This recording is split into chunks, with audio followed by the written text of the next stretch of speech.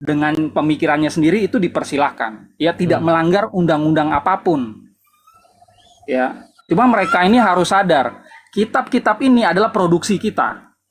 Yang membuat kitab sucinya Kristen itu cuma 3 gereja, Katolik, Ortodoks, sama Asiria. Yang lainnya, ya, ribuan aliran lain itu beli kitab dari toko. Jadi 3 ini yang membuat kitab suci. Dan pada saat membuat itu, ini nggak ada itu. Allah nggak ada hubungannya sama Islam. Jadi ini bukan kitab yang Allah turunkan, ya. Bukan. Ke Musa, ke Daud dan ke Isa. Nah, dengan adanya terjemahan yang baik, mereka akan lebih sadar, oh ternyata ini berbeda ya dari kitab-kitab mereka yang Allah pernah turunkan sebelum Quran. Betul. Itu Artinya nih konsekuensi logisnya jadi konsekuensi logisnya artinya tokoh-tokoh yang dimaksud dalam kitab kita masing-masing memang tokoh yang berbeda dong. Konsekuensi logisnya. Nah, itu isu yang lain ya. Itu isu yang lain. Tapi gua mau tekankan dulu ya, ini sebenarnya kitab yang berbeda. Jadi harus dihormati gitu loh. Betul. Benar. Ya, mereka tuh punya definisi sendiri kan. Kitab suci itu punya definisi sendiri, isinya bagaimana, terus caranya kok terkumpul naskah-naskah terus jadi Quran, jadi kitab suci. Nah, itu mereka punya ajaran sendiri yang berbeda sama kita umat Kristen. Ya, jadi pada saat mereka membaca kitab Kristen, mereka mesti sadar ya. Muslim mesti sadar ini bukan kitab mereka, nggak ada hubungannya sama Islam. Emang ada. Memang Islam lah yang menghubungkan kitabnya itu kepada kitab kita. Orang-orang Islam ini bukan Islam ya, sorry ya. Orang-orang Muslim di Indonesia ini khususnya. Para polemikus itu. Jadi nggak bisa gitu, nggak ada referensi. Misalnya nih, kalau mereka memiliki keyakinan Yeshua itu adalah Rasul Allah, itu kita harus hormati. Keyakinan ini terserah lah gitu, ini masalah agama soalnya. Tapi begitu mereka masuk ke dalam ruang diskusi lintas agama sama kita nih ya, terus mereka bilang Yeshua itu ada Rasul Allah. Nah, kita berhak untuk menanyakan referensinya. Karena di dalam dokumen kekristenan itu ada ratusan ya, kanonik dan non kanonik. Itu tidak ada satupun nama Allah itu. Nama Allah itu tidak ada. Konsekuensinya bagi umat Islam, akhirnya mereka teredukasi juga. Oh, ini nggak ada hubungannya rupanya kitab-kitab Kristen, termasuk Yeshua yang kita sembah, yang kita yakini adalah Tuhan itu, sama ajaran mereka. Itu nggak ada hubungannya. Iya. Itu. Nah, ini bagian dari beban gua gitu untuk masyarakat Kristen dan non Kristen Indonesia share data sejarah ini gitu. Itu bagian dari edukasinya. Iya. Yang harus melakukan itu kita, nggak mungkin LAI atau kitab kita kan kitab kumpulan tulisan-tulisan.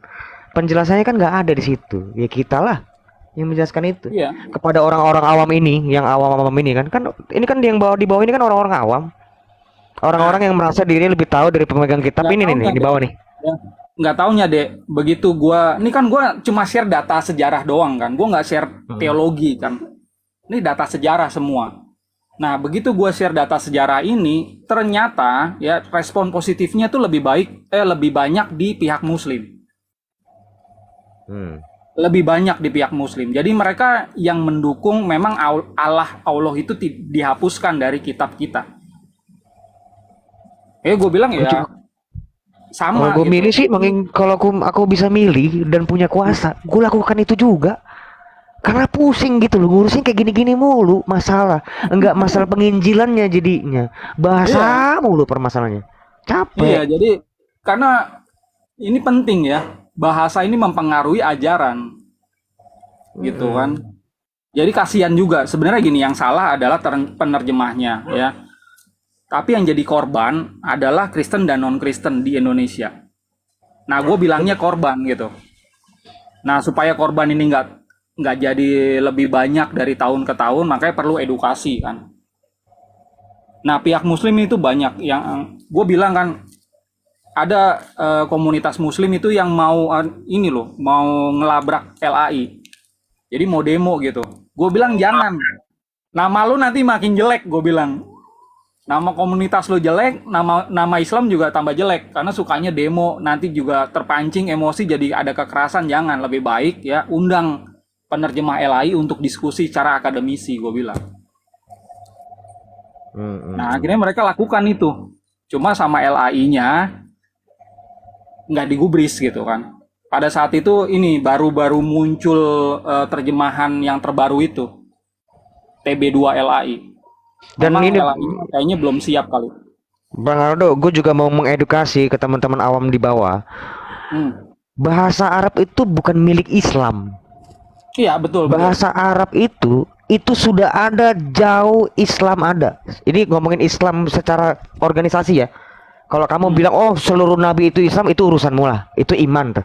Tapi secara instansi Islam agama, Arab itu lebih tua dari kitabmu, dari agamamu. Jadi Bahkan jangan dulu, norak. Mas Ade. Nih gue kasih tahu ya, banyak orang yang belum tahu.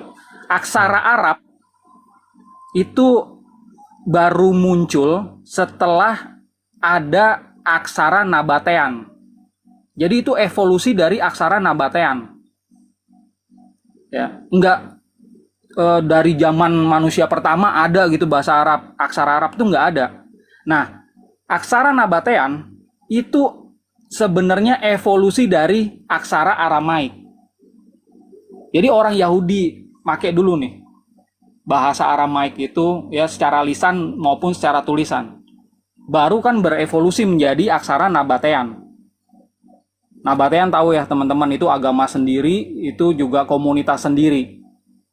Ya ada ada tempat penyembahannya itu di Petra. Nah, dari aksara Nabatean ini kemudian berevolusi menjadi aksara Arab. Jadi aksara Arab itu bukan, atau kata-kata kosakata Arab itu bukan milik agama tertentu. Ya, sama juga bahasa Aramaik, bahasa Ibrani. Bahasa Aramaik bukan milik Kristen, bahasa Ibrani bukan milik Yahudi. Betul. Ya, bahasa itu netral, teman-teman. Ya.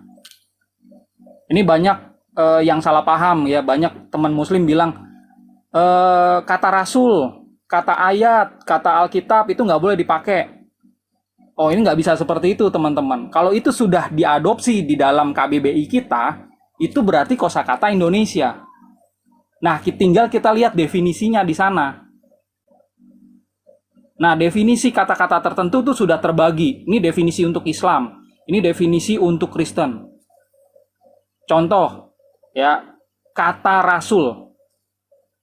Kata Rasul itu ada dua definisi. Definisi untuk Islam ada, untuk Kristen ada. Jadi umat Kristen bisa pakai kata Rasul ini. Gitu ya, itu tidak dipatenkan gitu sama Islam. Oh, ini nanti kalau ada orang Kristen ini pakai harus bayar, nggak bisa ya. Ini netral, teman-teman ya. Masalah penerjemahan itu masalah linguistik, jadi teman-teman mesti pahami linguistik itu ada aturannya, nggak boleh sembarangan. Dan kalau ya, ini ujung-ujungnya kalau LAI itu konsisten ya, konsekuen seperti penerjemah-penerjemah yang lain ya, menerjemahkan dengan sebaik-baiknya sesuai KBBI sama IYD, namanya perdebatan itu pasti masih ada, tapi sangat berkurang. Itu pasti sangat berkurang. Percaya deh sama saya. Ya, karena kata Allah itu udah nggak ada lagi. Klaim-klaim Muslim terhadap ajaran Kristen itu otomatis tidak ada dalilnya. Kan Muslim sering bilang gitu ya. Mana dalilnya? Mana dalilnya? Betul. Nah, kita balikin ke mereka.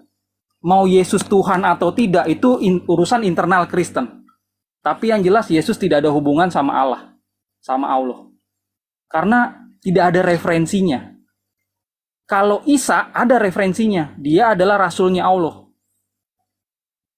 Referensinya di Quran sama hadis. Gitu. Jadi udah jelas jadinya. Kalau kita konsisten. Gitu, teman-teman. Ya ada di Mas Aldo ngomong, udahlah kembali aja ke bahasa asli kalian, bahasa Yunani. Loh gini loh, yang kita permasalahkan itu terjemahan bro, guys, bukan bahasa asli. Kami itu sudah memiliki bahasa aslinya. Jangan